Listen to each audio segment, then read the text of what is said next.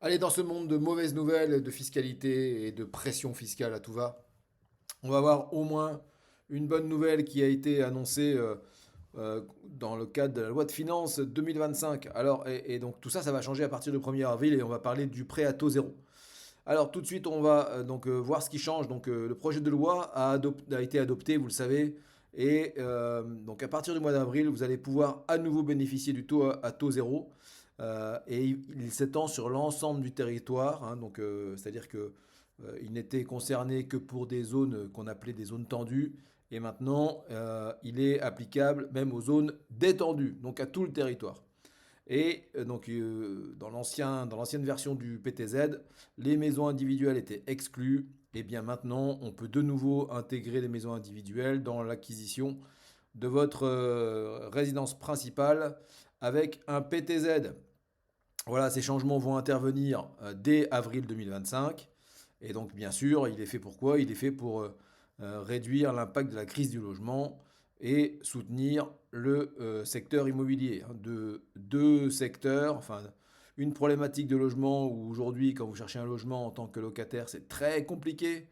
Et les acteurs de l'immobilier sont en très grande difficulté, que ce soit dans le neuf, les promoteurs, ou dans l'ancien. Il y a énormément d'agences immobilières qui ont fermé ces derniers mois.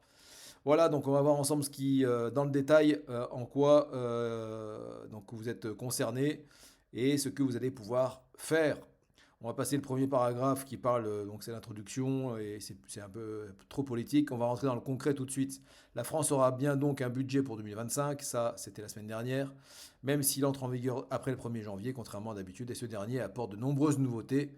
Voilà, pour les ménages. Et au rayon immobilier, effectivement, comme dans un supermarché, eh bien, la bonne nouvelle, je viens de vous le dire, c'est le PTZ. Et donc, pour un petit rappel d'ailleurs, hein, le PTZ est réservé sous condition de revenus. Voilà, tout le monde ne peut pas y prétendre.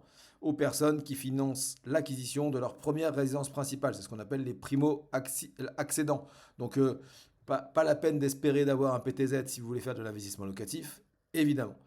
Donc plus exactement, il est dédié aux personnes n'ayant jamais été prioritaires de leur logement dans les 2 ans précédant l'offre de prêt, ainsi qu'aux personnes en invalidité, handicapées ou victimes de catastrophes. Oui, ce sont des cas particuliers, mais si vous n'êtes pas au courant, eh bien c'est embêtant et c'est toujours bien utile d'avoir l'information.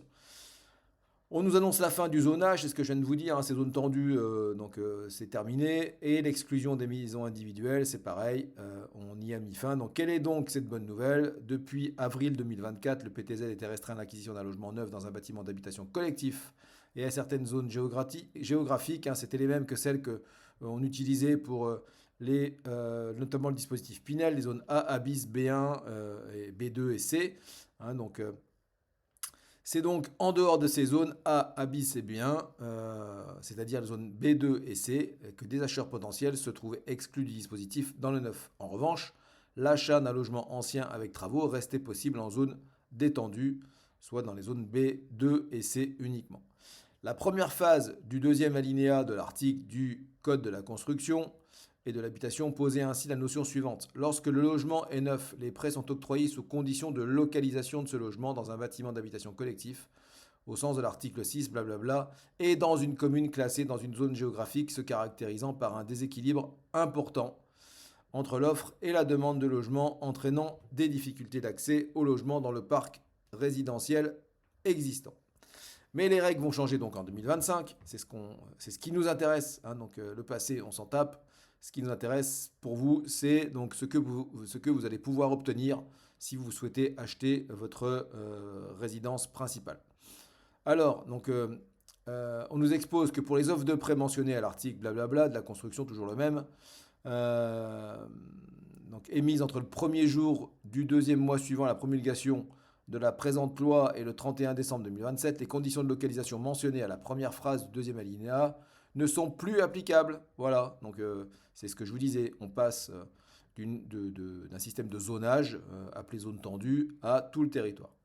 Le PLF supprime donc aussi bien la notion de bâtiment collectif que la notion de zonage, ce qui signifie que les futurs acquéreurs pourront profiter, pour l'acquisition d'un logement neuf, d'un prêt à taux zéro, aussi bien pour un appartement que pour une maison individuelle, et ce sur tout le territoire, même dans les zones où l'immobilier est plus abordable.